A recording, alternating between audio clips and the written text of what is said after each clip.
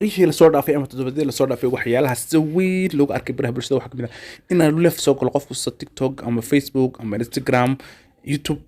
almost wuxuu doonaa hada social media inuu lef soo galo oo qofka caanka oo dhan ha yiraahdo xaaskayga waan furay ama waxaan waxyaalada lacag laga soo karo oo ku dhawaaqay markuu soo galo baraha bulshada waxaa ku jira Sharba Boy sidoo kale in Fartuun Balbalaar ninkeedii sidoo kale Cabdi Fataax Yare in war tira ma lahayn runtii aad baa laga yaabaa Cabdi ugu dambeeyay oo muddo dhaweed uu kursi loo ogaa sidii arooskiisa loogu tacaalay ama sidii qarashaadka dadka ka bixiyay xataa dhibtii loo soo maray loo ogaa kadibna markuu baraha bulshada soo galay sidii way furay Cabdi inuu ka jawaabay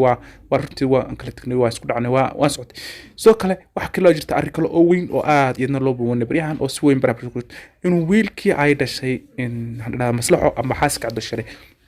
hawta ku garaacay Cabdi Shire waa arrin mucjiso ah runtii oo dadku ay si waxa la yiraahdaa wali oo la yaabiyin oo baraha bulshada si weyn u faalinayaan waa wiil waxa la ilaa iyo تمجر كل واحد ويل كدش مصلحة مركز أردت وجه كذا وين يرخ أيد مودا عبداش ندوارين وين أو رانتي مصلحة سيجكتو إلى اللور لا تنسى رجر لكن واحد مودا إنه يحويل ير أو ما لو يتمجر أذو بدنان عن لا ستو تمجر على المودا دورنات وحسونات العود أنا قابشين أو صمر ديريو إن وين قابن رانتيو أدو قابن حتى قدنا الأهين أو المودا يو سيد شعيب قابن كي شعيب قاب وكلا أد رانتيو إن isuu gaabnidii maahan iskaamus wax la dhaho kala laakiin waa gaabnid normal ah si kastaba haatee tib ayuu ku qaracay oo iga sidaayay ayuu muu moodin qof weyn oo macnaha nin inta kana ama ninka qabada hooyadii oo kale wuxuu moodayay wiil yar oo dhalinyar ah arrintan waxaa dad si weyn u faalanay wiil Shiro Cali oo kamid yahay oo rirqada dad badan oo ku jira baraha bulshada si kastaba haatee furinkaas sida weyn u soo badanaya ee baraha bulshada la isla soo dhex istaagay loo niwaan furay waxay noqotay wax kaftan ama baraagiis oo kale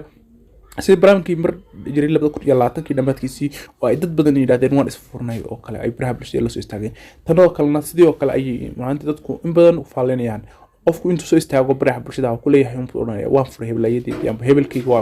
waan kala tagnay awladaan lahayna ilaahay in waxa uu leeyahay wax kala dhaamahayno siiyo waa arrin runtii mucjiso noqotay si weyn loo faaliyo balse dadka baraha bulshada isticmaala ay xaasas kale ee waxay leeyihiin maaragtay in wajibaad iyo saaran in wajibaadka ay gudanayaan aba saaranada ma aha in baraha bulshada loo istaagan iskala Australian furay iyo waan kala tagnay wax lamid ah saaxiib waxaan dhigadigaynaa waxyaalaha foosh xun ee dhaqankan oo kale aad ku naqmaysaan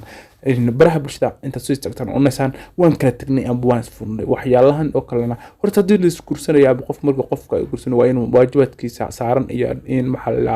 inuu ka soo bixi karo in ka hor fiiriyo laakiin hadii marka maanta uu aroosita ee haday reekin ku tabcaan ee waqti badan iyo qarash badan geliso hadan tad waan kala tagnay taas waa yara dhibaato saaxiibayaal bal commentiga inuu ku aragtiina soo aragtaan noogu reeba video-gan leeg saar soo kale YouTube-keena ay ku qoran tahay dardaqsina subscribe-ka maxad